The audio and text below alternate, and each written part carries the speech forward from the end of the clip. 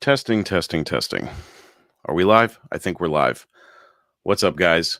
Welcome to the supporter giveaway.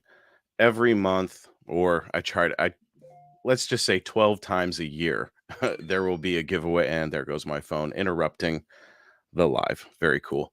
Um, 12 times a year, we have a giveaway. I try to do it every month, and it is monthly.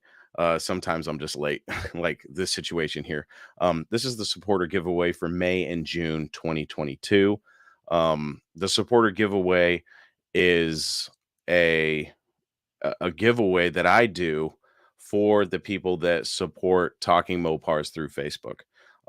There is a link in the description if you'd like to support or subscribe to Talking Mopars through Facebook, and it gives you access to my supporters only group where I post bonus podcast episodes and bonus videos. I try to do those once a month too, but my new guarantee is basically 24 extra pieces of content. So 12 videos and 12 bonus podcasts um, every year. I try to keep it monthly, but sometimes it doesn't always work out and I'm a little bit late, like I am with this giveaway, which also happens 12 times a year. So today we're giving away um, a couple fun signs, one for May and one for June. Thought I'd jump on here and get that done today. So, as you can see on the screen here, we have the wheel of names. So, if your name is on this wheel, that means that you are a supporter of the show and what I do here on Talking Mopars. And for that, I appreciate you that much more. I'm just kidding. Um, it really does help a lot with costs associated with um, the podcast because believe it or not, uh, I pay to make the podcast and very little return on that investment. So I really do appreciate anybody that's willing to toss me a couple bucks and help me out. So let's get this spinning. Dustin, I see Dustin. He likes to point out that I'm late. I am late. um, so let's actually. So I have two signs here. Two fun man cave signs.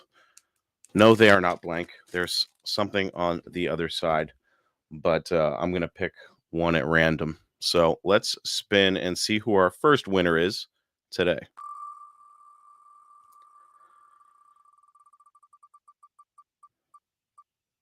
Oh.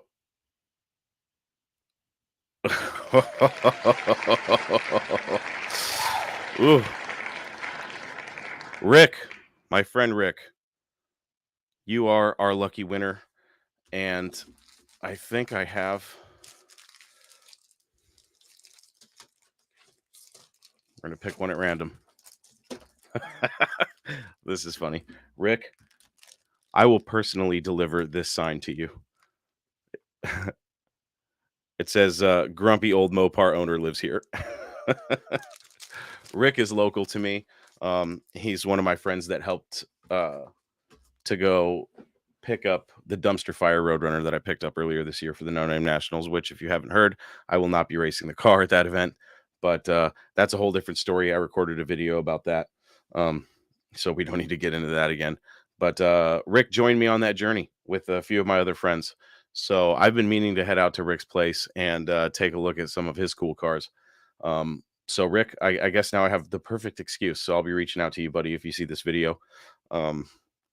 We will get you that sign and it'll save me on shipping. So it works out for the both of us. Dustin, I would have given you that sign on purpose. Let's give the wheel another spin. The anticipation.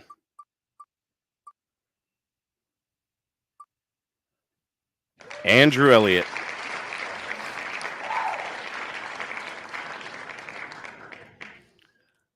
Andrew, you are the lucky winner of the other sign I have, which is actually, for those of you that don't know, I'm super obsessed with, like, on my walls behind me, there are framed magazine ads, and I think they're really cool. And just recently, I started noticing that people are repopping them on metal signs. And I saw this one. It's I don't know if you guys can see that. It's the really cool 70 Roadrunner ad that was in magazines. And it's cool because like the border of it is kind of distressed and it's a tin sign. So it's really cool for hanging up in your man cave in the old garage next to your Mopars. I really like those things. And they're really fun to give away. I'm a collector, so I like that kind of stuff. I hope you guys think it's cool too. Um, but I really need to give away some of my own framed ads again because they're super cool and I have doubles of a lot of the stuff. I just have to frame the pages that I have saved up. Um, but super fun. If you guys, it's because I didn't grow up in that era. It's really fun getting the old magazines and desecrating them by removing all the cool car ads and cool articles and stuff. So my office is decorated with old vintage ads, and it's pretty cool. um, uh, I mean, if somebody really wanted me to sign, um, yeah, I would have no problems doing that. Maybe I'll do that. I'll sign somewhere inconspicuous. What's up, Joe? Trevor, what's up, man? My voice, I still have a frog in my damn throat, dude. This, I've had COVID, and COVID was nothing compared to this flu that I just got over. Um, it has wrecked my voice. So I've had a sore throat for like 3 weeks. Um, and it's without sounding like a pussy, it's been a little rough. I don't know. I need somebody to kick this frog, dude. Um, but yeah, that's the monthly giveaway. Uh, this time we ran 2 months. That seems to be an ongoing issue with me. I have bonus podcasts and bonus videos that I need to get out too. So I think we're on what is it? Month six? No, month 17 or 18. So I need to get um, two podcast episodes, two bonus episodes, and the bonus video out, and then I'll be caught up again. So, man, uh, life of a content creator, I guess. Never enough time, always more work than I have time to do, but it's definitely fun. It keeps me going. I don't know if I'm not the type of guy that can survive on just a 9 to 5. I always have to have something to put the pressure on a little bit, but a little bit too much pressure, and I start to crack. Um, Especially when it comes to finances and stuff. Like I have two podcasts now. If you guys haven't heard, I did start a crazy paranormal podcast with my friend Big Block, um, which goes live every Saturday night at 7 p.m. Pacific, 10 p.m. Eastern, 9 p.m. Central Time. And we just talk crazy stuff: Bigfoot, UFOs, ghosts, all the crazy stuff that get people rolling their eyes. It's called Talking Paranormal. So if you want to hear me get crazy and talk about some weird stuff, um, you can always check out Talking Paranormal. I'd really appreciate it. Tell me what you think. Even if you're not into that kind of stuff, I'd be curious to see if I can hold somebody, or if me and Matt, if we can hold somebody's attention. It's really a fun show. Uh, we review paranormal videos and discuss paranormal topics. Um, so we'll go on like TikTok and find some videos are a little hokey, but those are fun to review. But the show, it's different for me because I'm so used to talking about Mopars and stuff, which is a passion of mine. But I also have this. It's always been a little bit of a secret passion. The crazy stuff, Bigfoot. I'm from the Seattle area, and Bigfoot is a huge, pun intended, um, legend around here. And I believe that Bigfoot does exist. I've never seen it, but I do know people that have, and they're credible witnesses. Um, but there's a lot of people think it's BS, but there is a lot of convincing evidence uh, that I believe supports the idea that there is a relict hominoid roaming the wilderness. And I'll leave it at that. So if you're into that kind of stuff, or maybe you just want to hear somebody's opinion on it, that maybe you've listened to Talking Mopars enough and you go, Chris is an all right guy. Let's hear what he has to say about Bigfoot. Well, there's your chance. Um, it'll be fun, and it's really a lighthearted approach, folks. We try to make the show fun and just have a good time. Take a blue collar approach to those crazy subjects. That's what Matt and I do. So lots of fun. Let's take a look at the chat again here. Joe's Mopar Mess. Your video about putting your family first is something most of us can relate to and understand. Yeah, man, I really didn't want to. I didn't want it to feel like I was coming up with an excuse. Really quick, for those of you that don't know, I had this big idea that I was going to race Dustin from Dutch Guy's Garage. If you haven't subscribed to Dustin's channel on YouTube, go check it out. I'm actually going to have Dustin on the show Friday night, 7 p.m. Pacific, 10 p.m. Eastern, and 9 p.m. Central to do a high performance heritage episode about the F bodies, the what I believe to be Chrysler's last ditch effort for performance cars before they got knee deep in the 80s. um, so I don't know much about those cars. I think they're cool. I know a lot of people they categorize those with the less desirables, but I think they're cool. And I really, my hat's off to Chrysler for at least trying in the late 70s. You know what I mean? That definitely wasn't an easy time to be producing performance cars, but they tried to make them cool, and I think they did. And Dustin has a shitload of them, and they're really cool. So he's going to teach me all about them. I've got some questions, and he's the man. He's got so many of them that I'm sure we're going to learn a lot of stuff. If you don't know a lot about F bodies, we're going to learn a lot on Friday night. So that's that. But so I was supposed to race Dustin at this event called the No Name Nationals, which is taking place September 30th, October 1st in Sikeston, Missouri. It's a race for YouTube content creators with 500 or more subscribers. And basically, the premise, the initial premise of this event was call out races between YouTube content creators. Dustin called me out. I didn't have a car. I went and bought the dumpster fire. I'm out of money. I really literally have enough to float all my expenses for the podcast and stuff for next month. I'm still waiting on a couple payments from Facebook and Amazon. But I'm out of money for the car, and I have no money to make the trip, which is going to cost, I estimated about $3,000, not including food and lodging, depending on what I did for that. I don't have the money to do it. I really bit off more than I could chew, which is unfortunate. But I am going to try to fly out to the No Name Nationals, and I will still participate in that event if I can in a special way. I'll say that for now. But it should be fun regardless. So if you're in the Sikeston, Missouri area, or if you just want to go meet some really cool content creators that maybe you've watched on YouTube, it's going to be a fun race. It's called the No Name Nationals. Go check it out. I'm sure Dustin and I will talk about it a little bit on Friday, but for the most part, we're going to be talking about F bodies. But the main issue with me not going was financial issues, but there was also, my daughter. It's her third birthday today. She's asleep in the next room. But it's really tough on the weekends because I'm a garbage man for a living. So up before the sun, and then I get home and I maybe, if I'm lucky, get an hour or two with my daughter every day. So on the weekends, when I should be working on the car to get it done, and I have a pile of parts that I could throw at it right now. But when your kid wants you to color or something, you want to spend time with the kids, because they're only young once.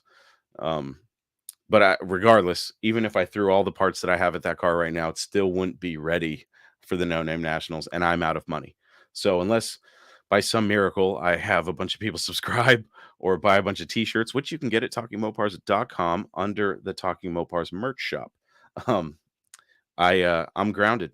So I'll be flying out to the No Name Nationals to participate in whatever way I can. But I will probably not be bringing the dumpster fire. Anyways, I got a little candid and told people about, the family stuff I was dealing with as well, which isn't a bad thing. I'm not ashamed to say it. I just didn't want to get too personal, but we're here now. So um, that's that. And I do appreciate, I've gotten a couple messages privately about it. Um, some guys were like, "Why are you even telling anybody this? You know, it's not nobody's business." And I was like, "You know, I'm just that I'm a loudmouth, clearly." You know what I mean? So Trevor says your podcast is always at or near the top of my list. Thank you, dude. I appreciate that. What other podcasts do you listen to? Joe's Mopar Mess. If you're on Facebook, so if I could lower the price, I would. Um, just because I went with Facebook's 5.99 a month, um, their recommended price. I didn't realize that you couldn't adjust the price. Um, not that I don't think the content is worth less than 5.99. I've always promoted it more of, you're going to get some extra stuff, but it's a fun way to for me, to throw your names up here and give you something cool related to Mopars. And the more subscribers I have, the cooler the prizes will get. I promise you that. Um, but it's 5.99 a month. Right now, Facebook or Meta, whatever you want to call it, is giving supporters or is giving content creators all the money. They used to take a little percentage depending on how you paid for the month, but I think until 2023, they're letting us have all of the proceeds from subscribers. So the more I get, like, I've always dreamt that I would have enough to give away project cars. I always thought that would be really cool. Mopar's 5150 beat me. Troy beat me to the project car giveaway. But someday, if it grows enough or if the podcast gets big enough, then I will definitely do that. I've also been looking into other platforms to subscribe so that I can control the pricing more. Because, like I said, Facebook won't let me get in there and edit it because I wasn't expecting any supporters. Um, so when it happened, I was like, God, I wish I could lower the price. Because I think I could get more people if I said, hey, $1.99, you get all this extra stuff. So now I have to sit here and say, if you enjoy what I do and you just want to show your love and support your love, um, you can do so by becoming a Facebook supporter. Um, but like I said, that it limits people to only Facebook. If you don't have a Facebook, the only other way to support what I do is buy a T-shirt or a sticker or something like that. But there's some other options I have that I will explore, hopefully in the not too distant future, because um, I just I've got so much going on that I need to uh, schedule myself out a little bit better. It doesn't help that ever since my daughter started going to daycare, I've been getting sick like once a month. I've never been sick this much in my whole life. It's insane. Um, anyways, 5.99 a month. Thanks for asking, Joe. Dustin says, just grow a mullet. Guys with mullets don't have stress. I was once advised, just drink. Doesn't work. Winchester Model 88 Guns and Outdoors. What's up, guys? I'm looking at a 74 Valiant on Saturday. Both recorders are rusted out at the bottoms, and the rear frame rail on passenger side has rust at the shackle mount. Motor and transmission and everything else is good. Slant 6 automatic. He wants 1,400. Good deal or not. Hit him at 700. Anybody that's listened to this show long enough or watched what I do knows that I am the low baller from hell. Always try to chop him at the knees, without being too insulting, obviously. But a 74 Valiant, don't take this the wrong way, but in the world of Mopars, that's kind of like the throwaway Mopar. Um, and what I mean by that is that when you look at big manufacturers and aftermarket companies that supply parts for these cars, you can always tell which ones are the more popular ones because they'll provide all the parts you need for those ones. And then guys like Dustin, who's got a bunch of F bodies, has to go, scrounging around in the random junkyards in Michigan to get the parts he needs for his car because nobody's repopping these parts. And a 74 Valiant, I know that there is some interchangeable stuff with the rest of the A bodies. Um, but it's one of those cars where, you know, most people just, part them out. So if the quarters are rusted out, but only at the bottoms, easy patches. Frame rails, I believe, through 76 are the same for A bodies. Somebody can correct me if I'm wrong. But I mean, if you can get it for $1,000, I mean, how much do you want it? You know, when people talk about values of cars, Barrett Jackson has taught us one thing, that people will pay what they want to pay. You know, if you feel like it's a good deal for $1,400, then yeah, by all means, because you can ask a group of 20 Mopar heads, you know, hey, is this car a good deal? And you're going to get 20 different answers. Um, I say any Mopar under 3 grand that is reasonably complete is a good deal in today's market, which some people think that's insane. Some people would look at the car that you're talking about and say, oh, $200, or I'll pay him scrap price. Um, Other guys will go, hey man, that's a $2,000 car all day where I'm at. Good luck finding uh, a put together Mopar for that much.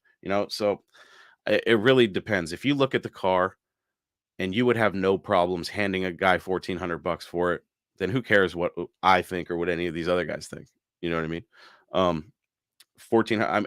I picked up my '73 Roadrunner for $1,200. With a couple parts thrown in, on both ends. Like I got my buddy Scott to lower the price by giving him some parts he needed, and in exchange, I got the Roadrunner, some extra parts with the Roadrunner, and the car for $1,200.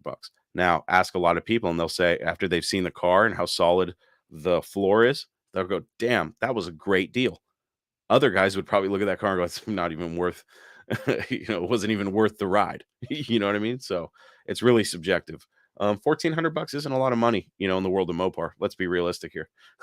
So if you can look at that car and not feel bad about handing somebody $1,400, there you go, dude. It's a good deal. It's a good deal if you feel like it's a good deal. Like, people would probably, I don't know if I've ever told anybody how much I paid for the Mr. Norm tribute truck. A lot of people would think I was insane for how much I paid for that truck. I paid a lot of money for it. Um, but if anybody's interested in buying it, I definitely sell it for the right price. So when Model 88, going back, sorry, Trevor, going back, you got to ask yourself if you would feel guilty handing over $1,400. Now, that's not to say just hand the guy $1,400. Always try to get it lower. You know what I mean? Um, so I said cut him in half, $700. See if he'll take 800 or 1,000. It doesn't hurt. Bring 1,400 with you just in case. Trevor says, I'm a bit of a political junkie. Ben Shapiro, Matt Walsh. The world is a shit show right now, and I think it's good to know what's happening around us, for better or for worse. I agree. Politics were starting to piss me off because the thing is like, I have a very large variety of friends, and I'm sure a lot of you are the same way. You'll see one of your friends post something on Facebook that is so stupid, and you just want you want to say, "Hey, this is your fault because you voted for that guy." Okay, I didn't vote for him. My guy lost. you know, Stuff like that. I had to learn to just bite my tongue because everybody's got a different opinion on something. You know what I mean? Um, and with the politics, it was starting to enrage me of how much we're all getting divided over some BS, and how much the people in Washington don't give a shit about us. You know what I mean? We're just sheep to them. You know what I mean? While we're out there fighting their wars, or we're out here dividing, spitting in each other's faces on the streets, burning our own businesses down. Not that I'm the one doing that, but you know what I'm saying? As a society, we're crumbling, and it's all the fault of the people that divide us. And they always talk about, oh, bring the country together, and they never do it. They always promote division, and I hate that. I just want us all to get together with all our Mopars and sing Kumbaya and drink beers. Is that so much to ask? I don't think so. And wave the American flag. Now, there are some people that live in this country that shouldn't be living in this country because they hate it. To you, get out. You know what I mean? I love America. Um, and most of my friends are the same way. So God bless the red, white, and blue. Trevor says, I would love a dedicated website or app to subscribe to. I'm not all that hip to the idea of giving money to Facebook. That's the thing. I want to let everybody know right now that if you subscribe to me on Facebook, I'm getting all that money. So don't think that Meta's screwing you. And there is a way, is it through the app or there was a way that you could pay for the subscription to make sure that I got all of it and that Meta or Facebook, that Mark Zuckerberg wouldn't get his cut. He's suspended all that. So, uh, but yeah, I am looking into other options so that there is a way that you can just jump over to a page and have access to all the content that's bonus. It would also help me keep things more organized. So, so I am looking into that sooner rather than later. Joe's Mopar mess. No Facebook, but I bought 2 hoodies. Thanks, man. Um, I appreciate any support from anybody, even if it's just writing a review on the podcast through Apple Podcasts or wherever you can write reviews, or even just sharing it on social media, or just there's many other ways to support aside from money. I do appreciate anybody that's willing to help me out. It really means a lot. If the rails are gone, just leave it there, in my opinion. It, do you really want a 74 Valiant? You know what I mean? That's a going back to Win Model 88. That's for 3 grand. Save a few more bucks and get a Duster or a Dar. I've seen Dusters that are pretty solid. Maybe they got a slant six in them. For 225, 3,000. So I mean, I guess it all depends on how much you're trying to scratch that itch to have a Mopar. So, um, that's a lot of yeah, once you start getting into the metal work, you really have to ask yourself, is it gonna be worth the time? And to you, maybe that car's worth it. To Dustin, it's not. Win Model 88, appreciate the input. I'm definitely gonna look it over first really well and see how it drives before I talk money with him. Yeah, for sure. If it's running and driving, that's there's something to be said about a running and driving Mopar for 1,400 bucks. Um, Also, how bad were the boulder and the rear frame rail has rust at the shock mount? Okay, so it's a project, but good luck with that, dude. I hope you get a good deal on it. Evening, Dizzy. Dan says the worst is when it's family that posts ridiculous. Yeah, you just have to remember that everybody's got a different opinion, and their opinion may suck. And if you're like me, you really feel like saying something is trying to help them think a little bit differently or maybe think a different way. You really can't change somebody like that. I've tried, I've lost friendships over it. I've had, just posting my own personal beliefs, I've had people reach out to me, that I considered friends that were like, well, can't be your friend anymore. See ya. And I'm just like, wow, over a political stance. So I had to stop posting anything. And now when I see people that post something idiotic and I start to reply or, or leave a comment on the thing, I go, well, what's the point? What's the point? I'm just going to live my life, let them do whatever they're doing. And if they're being an idiot, that's my opinion. And I'll just keep it to myself to prevent myself from getting in any drama that's unnecessary. Has this turned into a political debate? What's going on here? I've watched a little bit of it. But again, politics just I've got other shit on my mind. You know what I mean?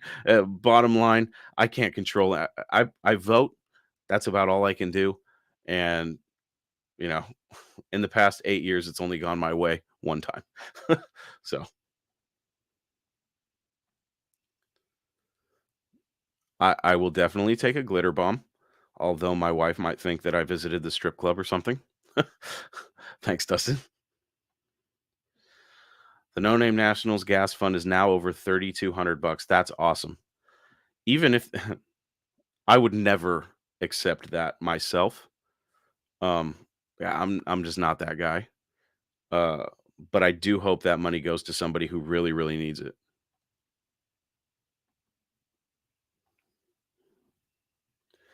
Dan, it is like trying to reason with a drunk person. There is definitely no point. Brian from Dust Devil Garage, another one of my buddies. That YouTube community, man, it's something else. The amount of support. When I pulled out of the No Name Nationals, I thought I was going to get a lot of shit for it. And to my surprise, I've gotten nothing but support. I haven't checked the comments today, but I guess I better go take a look. But most people have been super supportive of the decision. Um, so yeah, that makes me a little bit more at ease about this because it was not an easy decision to make. Especially with all the talking I've been doing about it, and it's just it really uh hit my pride a little bit to have to admit that, hey man, I'm not gonna you know financially I'm not gonna be able to make it happen. Um, that's I think did I mention that on the live I did on Sunday? The whole thing, like I know people are like, dude, he's a garbage man, he makes plenty of money. He's got a house, he's got a couple nice cars or whatever. Daily drivers. My shit boxes are a different story. Um when I started the Mopar Hunter and then subsequently talking Mopars, I made a deal with my wife that anything that I did with Mopars, the podcast and all that would be self-funded by myself, not through my day job because that's family money and I've got a lot of bills. So everything I do when it comes to project cars, this microphone, the computer, anything that I do, all the decorations in this office, in the studio, all of that stuff was funded through t-shirt sales, basically. Uh, so even, uh, I mean, yeah. So, um, if I tried to ask my wife if I could just slip out 4 grand for the No Name Nationals out of our bank account, she would laugh in my face. And I don't blame her. It's ridiculous. Harold, what's up, buddy? Appreciate the support. But yeah, that's the giveaway for this month. 2 very cool signs. Um and we will get those out. One to Rick and one to Andrew. So hopefully you guys see this. If not, I will track you down. Um But that's it for tonight. Remember, Friday night, if you guys got nothing going on, Dustin from Dutch Guys Garage and I are going to be doing a live episode of the podcast to talk about F bodies. He's going to teach me everything that I don't know. So that I never needed to know until now. Um, but it's funny with those cars. The more I look at them, the more I like them. It's kind of like the 73 Roadrunner. I used to be first. I shouldn't say that. I've always liked the 71, 72 Roadrunners and Chargers, but the 73, 74s, I just really liked the 71, 72s so much so that the 73, 74s, they just didn't do it for me. And then I got one. And the more I look at it, actually, even before I got it, when I was considering asking Scott about it, because he kept posting it for sale, the more I looked at it, the more I was like, I think I like that thing. Um, when I first saw him, the front end reminded me of like if Plymouth was like trying to imitate like a late 60s Chevelle or something. Um, I know if you set them side by side, they look nothing alike, but just in my head, I don't know, something about that front end just was kind of GM-ish to me. But I've gotten over that since. Uh, and now I think they're cool. Um, much like the F bodies. I actually, back when I was 19, I was doing a I was working for a general contractor, but he did a lot of concrete and waterproofing. So like footing drains and things like that, and crawl space and basement drains um, for leaky foundations. And this one job we did in the backyard was a black Roadrunner. I don't know the year. I was I was in a bad way when I was young, so I was not paying attention to that. I was just trying to make money. And to be honest, those cars weren't as desirable to me back then. I know now I am kicking myself in the ass because I remember it was black. I believe it had T-tops and they would mow around it. So the grass was like going halfway up the doors. And I remember looking at the car going, this thing's pretty solid. But I remember going, I got work to do. And at the time I was I was struggling in a really shitty apartment and I drank too much and partied way too hard. So I didn't even have a place to bring a project car. So the last thing I was thinking about was making the guy an offer. And now it kills me not knowing or remembering where that car was because it was solid and it was black interior. Um, I think it was an automatic on the floor, if I remember right. But I remember it had the tough wheel.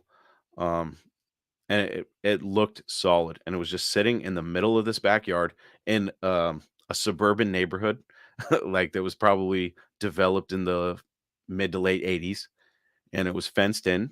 They had a fence that opened up and the car hadn't moved in god knows how long. I remember the grass underneath was all dead, but there was like a fucking barricade of grass around the car because they just mowed around it. They didn't even have the courtesy to weed whack the grass around the car. But man, I wish I could find that car. I should just grab a couple beers one night and just go to town on Google Earth and see if I can find it because it would have only been in one of three different cities. Um, but yeah, I like those cars. And even on the last trip when I went to my mom's memorial in Eastern Washington, there is an orange. I'm gonna have to ask Dustin. Hopefully I can find the picture on my phone. I think it is a Dodge Aspen, but it's black and red, and I think it's got like a yellow stripe in that paint scheme somewhere, I think. But a few years ago I was driving on this highway and you're kind of elevated. It's a freeway, it's an interstate, and you're kind of above the ground. I just happened to look over and I saw what I thought at the time was orange. I'm pretty sure it's just a faded red, but roof. And I was like, what the hell is that? And I could barely see it. The next time I was coming down the hill from the other way, and I saw that it was a Mopar, and I was like, "Oh, it's an F body." And I was just there, last month, and I saw it again, and I was like, "Oh, it's still there." So that's another stop I got to make sometime. Check it out. Leighton, what's up, brother? D- Dutch found 369 Roadrunners for $2,000. Um, I got 5 on it. Dizzy, nice talking to you, buddy.